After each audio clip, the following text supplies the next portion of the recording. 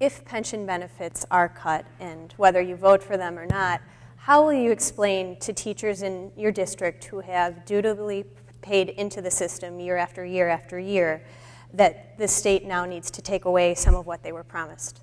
Mr. Juarez. Look, we can't touch the pensions of those that are already retired. These are individuals that have a plan in place for the rest of their life, and this is their only income. We can't touch that. But you've got to touch pensions like those, like myself. I'm a 5-year teacher. Been in this pretty relatively new. You can still mess around with my pension. I have time to make accommodations and make sure that when I'm ready to retire, I have a sustainable income. But you can't mess around with the pensions of those that are already out in the system. Now, there's some things that will have to be dealt with. For example, we've got the COLAs. Let's face it, I think we have to freeze the COLAs right now. I mean, we need to make sure that the pensions are at least, I believe there's a number out there that says if they were 80% funded, we'd be in pretty good shape. I think there just needs to be reasonable talk about pension reform, and we need to make sure that everybody's at the table. Invite the teachers to the table. Have the legislators at the table. But let's actually sit down, not wait until after an election. Let's not wait, let's not kick the can down the road a couple of months and see what happens. Every single day that we wait are millions and millions of dollars that we're spending.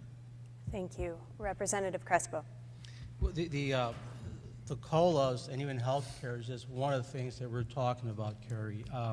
I know teachers have already gone on record and said that they're willing to contribute more towards the pensions in consideration what they want is to make sure that the state guarantees their payments annually and they don't take a pension holiday. When we talk about the COLAs, we talk about the compounded COLAs. And according to the TRS, the teachers' retirement system, close to 25% of the money they spend annually is on that compounded COLA. That's a big piece of the pressure point. So it has to be addressed. Again, I think if you talk to teachers and you talk to everyone who's involved with the pension issue, they want to do the right thing. I know it's hard. It seems like everybody wants to go to heaven, but nobody wants to die. You know, it's just one of those things. But I think folks are pretty pragmatic. They understand that there's going to have to be some give and take to make sure that the pensions are there when they retire.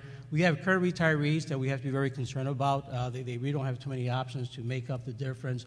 Those that are 5 or 7 years from retirement, I think that they're a little bit limited as well. So I'm pretty sure those things will be taken into account. Thank you.